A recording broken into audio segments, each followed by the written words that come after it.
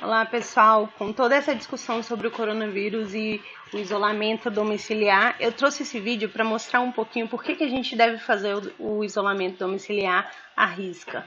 Então, o vírus chegou, e agora? Eu fiquei pensando a volta que esse vírus deu na gente, ele começou na China, teoricamente pequeno, e aí começou a se espalhar. Tomou uma proporção enorme e no Brasil parece que a sensação que a gente teve foi que não vai chegar aqui. Não vai chegar, né? Não vai chegar. Pois é, não vai chegar. Chegou. Chegando.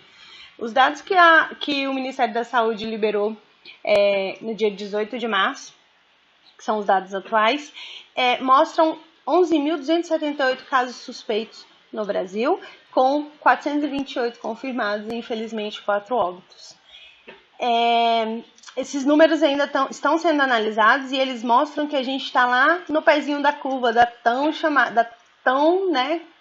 citada curva que a gente precisa achatar. Eu vou mostrar o porquê achatar essa curva para vocês um pouquinho mais na frente. E o que acontece agora? O vírus chegou, e agora? Como é que vai ser a minha rotina?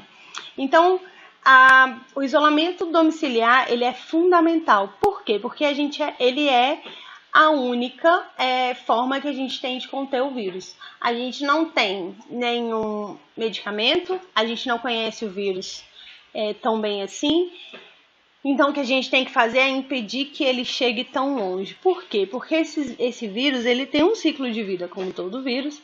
Ele tem um ciclo de vida que, se ele for contido, ele não vai se espalhar. E se ele parar de se espalhar, a gente consegue conter um pouco. Isolamento domiciliar é fundamental. E isolamento domiciliar não é férias, não é. Não é para você ficar saindo, não é para você ficar passeando, não é para dar voltinha no parque, não é para visitar a avó, não é para visitar ninguém. A avó que você não vai visitar mesmo, porque ela é do grupo de alto risco, bem provavelmente. Então, fica em casa. Vamos cumprir isso, ficar em casa. Se a gente conseguir, a gente consegue conter um pouquinho a curva e atender os nossos prováveis pacientes de risco.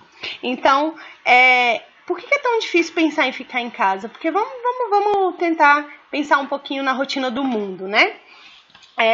Essas imagens aí são imagens que, se a gente for parar para pensar, a gente viu várias versões delas nas redes sociais. Várias versões, dizendo, meu Deus, eu não tenho tempo. Meu Deus, eu não consigo descansar. Meu Deus, eu tenho que fazer tudo ao mesmo tempo. Gente, segura o tempo, senão ele voa. E sabe por que a gente tem a sensação de que precisa segurar o tempo, senão ele vai voar? Porque a gente faz coisa demais, a gente tem coisas demais a fazer, então não dá tempo mesmo, a gente não vê o tempo passando, a gente não vê como é que o tempo vai ser.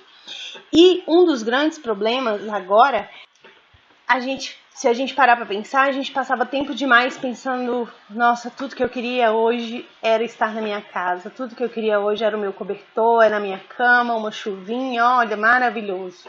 Queria descansar, queria dormir, queria ficar quieto em casa assistindo, televisão. Então, faz isso agora, permita-se descansar, sabe? Desacelerar é preciso, o estresse traz uma gama de doenças que eu nem vou começar a citar. E o estresse reduz a nossa imunidade.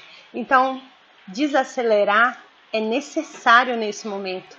Então, vamos tentar aproveitar esse momento para estar na nossa casa, com a nossa família, estreitar os laços, estar mais perto dos nossos filhos, cuidar do casamento, cuidar de tudo que a gente tem para cuidar e não conseguiu cuidar porque a gente não tem tempo. Agora tem. Vamos desacelerar.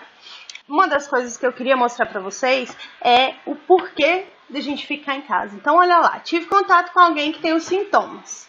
O que eu vou fazer? E agora, Vamos prestar atenção no ciclo do vírus. O vírus, ele tem um período de incubação que vai de 5 a 12 dias. Ou seja, se ele tem um período de incubação é aquele período que ele vai ficar dentro de você. Talvez ele não apareça até o 12º dia, porque também você pode ser assintomático. Então, se o período de incubação vai de 5 a 12 dias, você tem que ficar quieto. esses dias, porque você não sabe se você está doente. Então, uma outra informação que é extremamente importante é que, em média, leva-se 7 dias,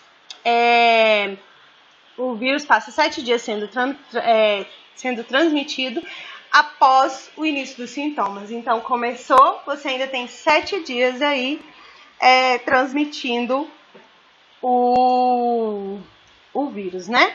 E os dados preliminares ainda sugerem que a transmissão pode ocorrer mesmo sem o aparecimento dos sinais e dos sintomas. Ou seja, se você é assintomático, você vai transmitir do mesmo jeito.